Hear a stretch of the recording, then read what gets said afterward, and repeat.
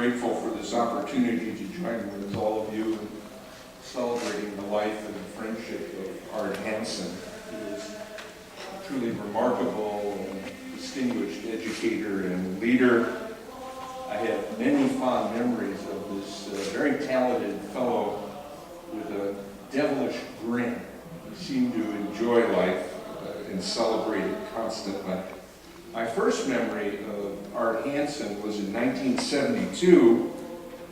He was then the new president of Purdue, and I was a young assistant professor at the University of Oklahoma, and I attended the Midwest Conference on Theoretical and Applied Mechanics.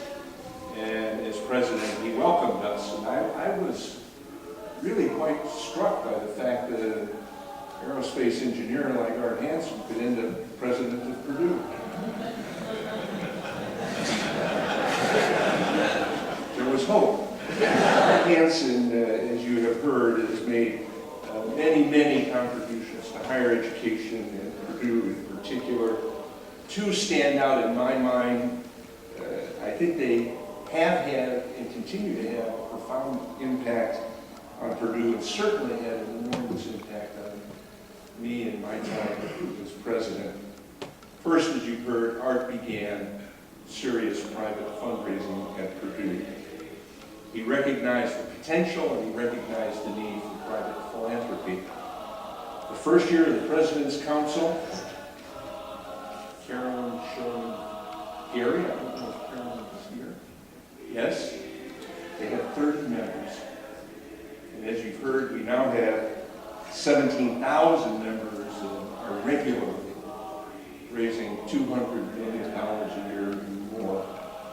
I remember when he visited with me once in the midst of our capital campaign, I told him we had just passed $1 billion, and he looked at me, he smiled, and he said, "Holy Christ."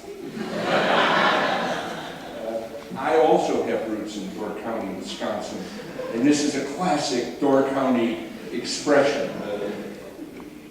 Those of us who grow up in other places like Chicago use cruiser terms. Holy Christ. It's really an exclamation. This is special. But his leadership in 1975 has laid the foundation for Purdue's fundraising success, and the impact on the university has been profound and continues to be profound. Second, Art's presidency emphasized the importance of a rich and supportive environment for students at Purdue, for all the students of Purdue. As you have heard from Bill and Stan and others, the exponent on this last July 9th on Friday, he was the students' president. Art loved students, he enjoyed them enormously, and I think that love was reciprocated. I believe that Purdue's wonderful reputation as an educational institution has its roots in this respect that Purdue faculty have for students that is reciprocated by the students' love and respect for their teachers. Art Hansen was the role model for that relationship and had an influence on Purdue that persists today. This is a gift that he gave to our university and to its students that endures. I believe this is Art's most important contribution, his enduring legacy to Purdue, to the great benefit of all students. To Art, to Marilyn, and to the Hansen family who are here with us, we love this man. He was very special to our university. All hail from the Lord.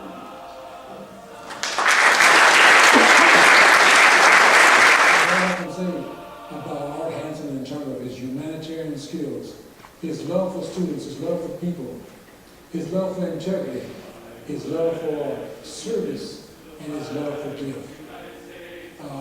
One of the nicest things that he did that I remember, and I believe I want you to know, I think that I was at Purdue at a wonderful time of change, a wonderful time when things were going on that were taking place that had never occurred before.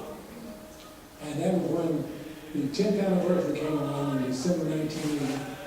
I called on Art Hansen for support, funding support, for this, to fund this reunion of the Black Culture Center, bring back for the first time Black Purdue alumni.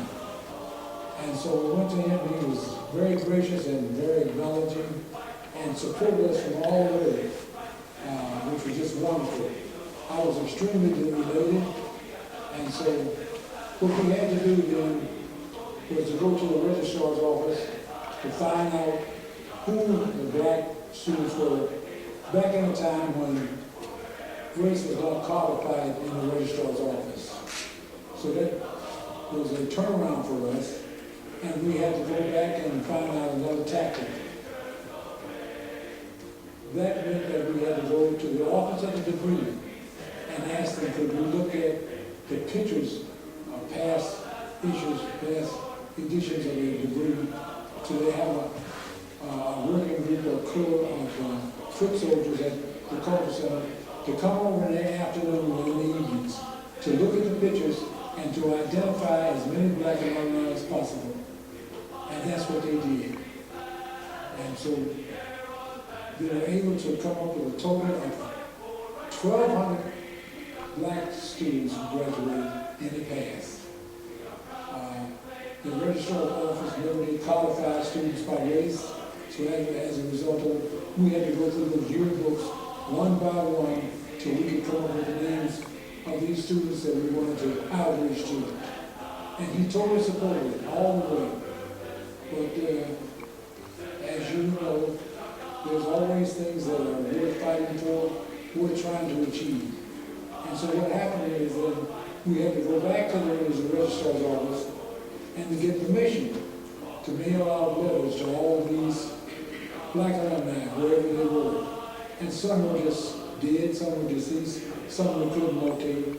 But we did come up with 125 names of Black Purdue alumni. 125, and we sent out a letter of invitation to them for the first time. And Art Hansen supported us all the way. And we got from that mail out, we got something about 125 responses that they would come back for a reunion. This was December 5, December 5th and 6th of 1980. And it was a grand occasion. And what Art did, he couldn't be here, so he videotaped his welcome address. Just a phenomenal address. Welcome into Purdue. And it was just a great occasion when they all came back, and just wonderful to have that to happen. And I was so filled up with the nature, with the whole position of seeing us achieve something that had never been achieved before. With me, I remember when the building was dedicated to Dad, and he said, I think one of his favorite lines, as you go older, you forget things, and that is by some considered to be a curse. He says, I always thought it was a blessing because it allows me to hide my own Easter eggs. On behalf of the family, I think it goes unsaid that we loved our father, and he loved us. And there's a lot I could say about that, but I think it's more important, at least this afternoon, to again say to all of you how much he loved this university. He loved this university. And that's maybe not surprising. If you go here as an undergraduate, I think we all know that your undergraduate school is your first love. Maybe it's the exposure to academics. Maybe it's exposure just to learning. Maybe it's exposure to being able to drink beer in a dorm. I don't know. But I think we all can agree that your undergraduate school and the world that it opens up for you is always going to be something that you cherish. And Dad cherished Purdue in that regard. But then to come back in later years as its president and be invited back to work with that school to do what you could to make it a better place. And then after that, when you leave the school and become president emeritus of that school, these are things that Dad cherished, I think, more than anything in the world. And are things that he just held in his heart so very dear. And so I think it's no surprise that he loved this school. But he didn't really love it, I think, for what it gave to him, as much as it was what Purdue stood for. I think in many respects, it's what it represented overall. First and foremost, Purdue's commitment to excellence. be it its research, be it its faculty, be it everything that this school has always done. Dad felt the commitment to excellence was something that really distinguished the school and made him love it as much as he did. I think its traditions as well are things that Dad so loved about Purdue, be it the ag fish fry or the world's largest drum, which I just found out today may be a myth. Maker Express, all of those things. But the Glee Club in particular, and I'm so sorry because I guess they'll come out in a minute, and I was hoping they were going to be out here in person so that I could look at them and again say on behalf of my father how much he loved the Glee Club, what they did, and how they sang, and what they brought to people. And I think on behalf of all of the children in Maryland and all the family members, when they sang at Dad's funeral, I think our hearts all soared to the heavens. And those are the kinds of traditions that Dad loved most about this university. But just having as well a ceremony like this afternoon. Just to share a story with you, the day after Dad died, we called the president's office, President Purdue's office, and indicated that we were hoping to put together a funeral here in Indiana, and we were wondering if we could get in touch with Bill. And she gave us the number, and we got Bill on the phone. And he was busy, as I recall you were in Washington, and we asked, because he would help preside over the Nancy ceremony, if he would help us with Dad's. And he said, absolutely, and I'll do what I can in a short time to put something together. And you did, of course, a wonderful job. But from the first moment he talked to me, he said, I'll just tell you, Jeff, this isn't the final word. And we're going to put together something for your father later in September at Purdue, because that's how Purdue treats its best.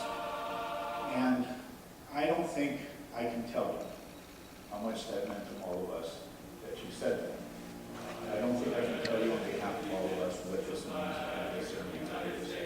It's just so wonderful.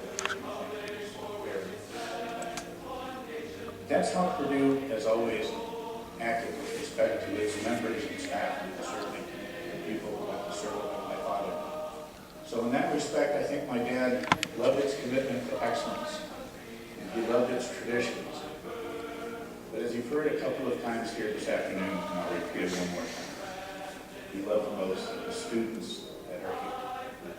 As he always said, the brightest, the most hardworking, the most dedicated students you could ever find. And that's what Dad really and truly felt was the most important thing, because he would often say to all of us, in the final analysis, that's what it's all about, isn't it? It's the students you devote yourself to as a university.